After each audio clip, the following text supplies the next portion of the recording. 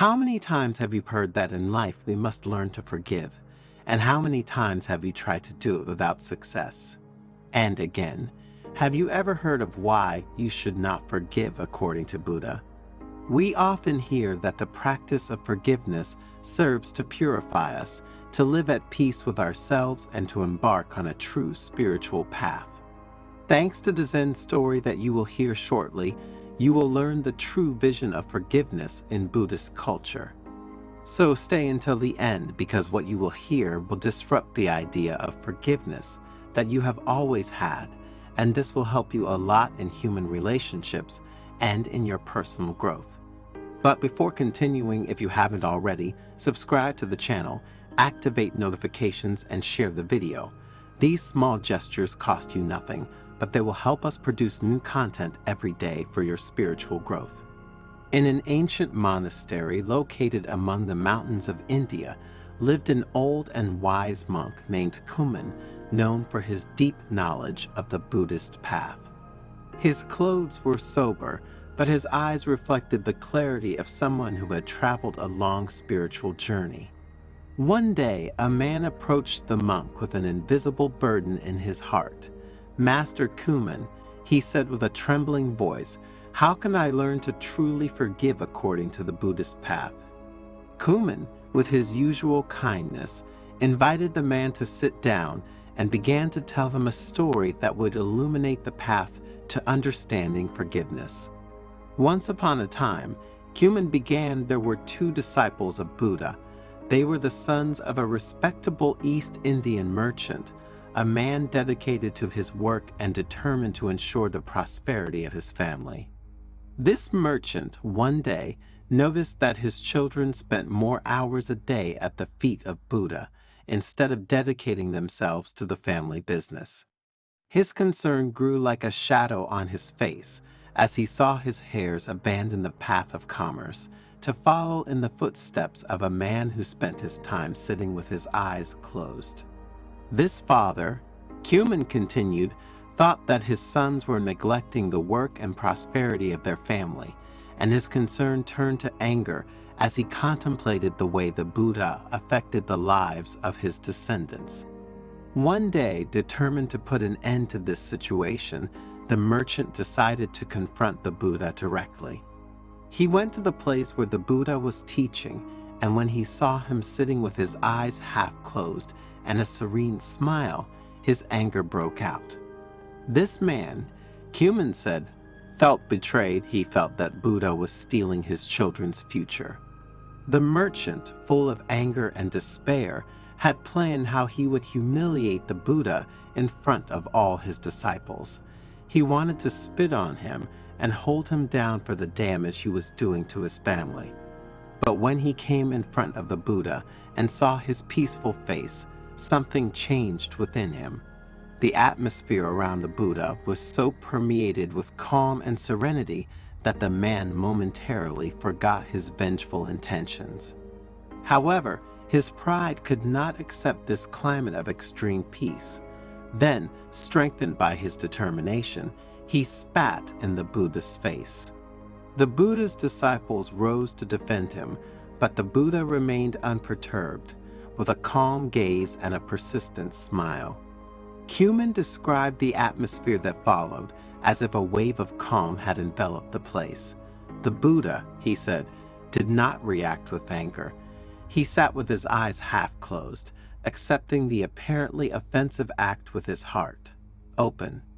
The merchant, seeing the Buddha's reaction, realized the helplessness of his actions, and the anger he had harbored turned into remorse.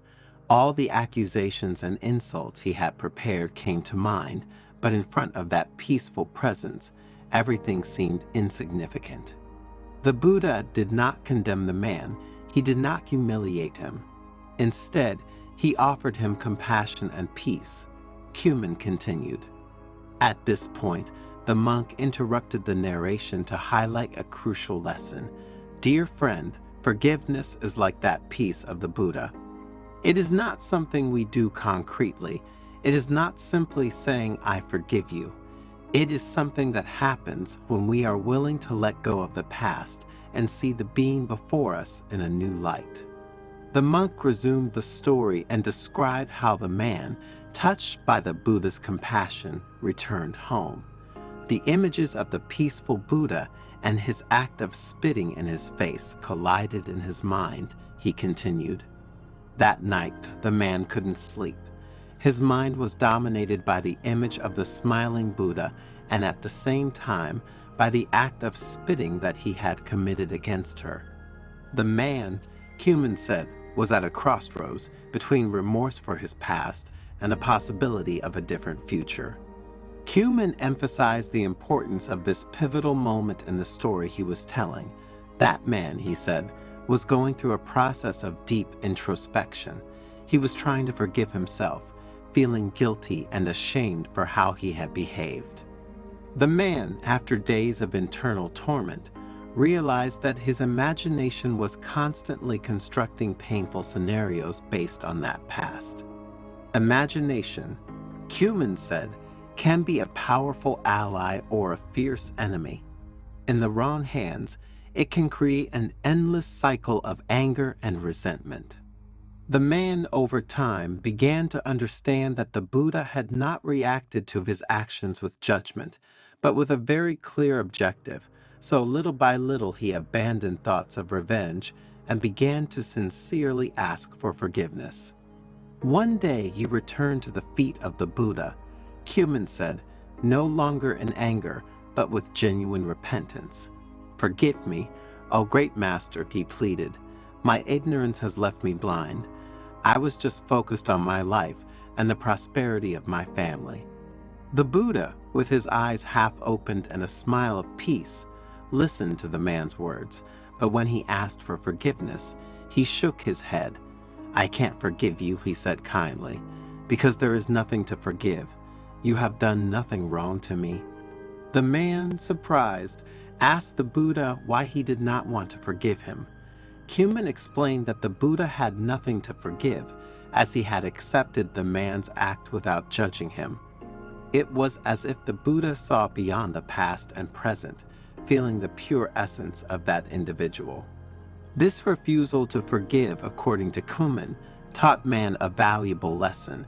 Forgiveness is not only an act of mercy towards others, but also an internal process of liberation.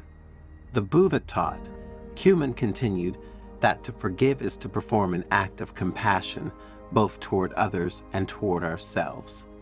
The man, impressed by the Buddha's wisdom, began to reflect deeply on the meaning of forgiveness, and the idea that forgiveness was not something that could be given or received, but rather an internal experience of liberation, impacted him. The story continued with the merchant who, inspired by Buddha, decided to embark on a path of self-forgiveness. As time went by, he learned to let go of the guilt and shame that had tormented him. The practice of meditation became his refuge, where he learned to observe each moment without letting himself be dominated by the memory of the past or by worries about the future. Dear friend, Cumin said, turning to the man who was listening intently, forgiveness is not just a gesture we make toward others, but an act of kindness that extends toward ourselves as well. When we learn to see each moment with new eyes, overcoming painful memories and letting go of our destructive imagination, we can find inner peace. The story continued with the merchant who, inspired by spiritual practice, eventually healed the wounds of the past and approached the Buddha to thank him. And the Buddha, with his compassionate smile, received him with joy. Cumin concluded the story by emphasizing that forgiveness, both toward others and toward oneself, is a complex and profound process. On our spiritual journey, he said, forgiveness guides us to a higher level of consciousness and compassion. It is a gift we can offer ourselves and others, freeing ourselves from the chains of the past and opening the doors to a bright future. But what is the moral of this story? And what does it teach us? The moral that emerges is clear. Forgiveness, in the Buddhist view, is not an act as an end in itself. It is not something we can give or receive, but is a gift of compassion that can be extended to oneself and others. In this approach, forgiveness becomes a means of making those who have made a mistake understand the extent of their actions. The compassion and kindness with which we offer forgiveness practically and indirectly become tools to open the eyes of those who have made the mistake, leading them to a deeper awareness. Because whoever commits an evil act towards someone actually commits it against himself, since karma will cause the effects to fall on him like a boomerang. So, in the end, he will have to forgive himself. Remember, forgiveness is not just a personal liberation, but a process that can lead to the transformation of others. Opening yourself to the kind of forgiveness we talk about is a way to promote awareness and growth, creating a bridge to a future of understanding and serenity.